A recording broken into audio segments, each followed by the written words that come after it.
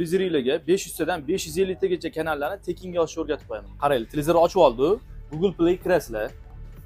Poisk o'tamiz. Poisk ichidamiz. Bizda mana Media Station X degan yozuv chiqyapti. Agar sizlarda bo'lmasa, bu yerga xuddi shu yozuvni terib yuborasizlar.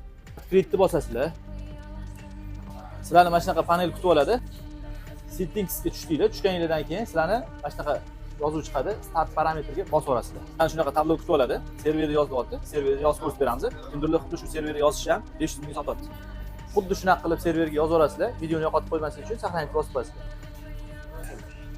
Galочкаga bosib yuborasizlar. Yes bosib yuborasizlar. Saytga kiramiz.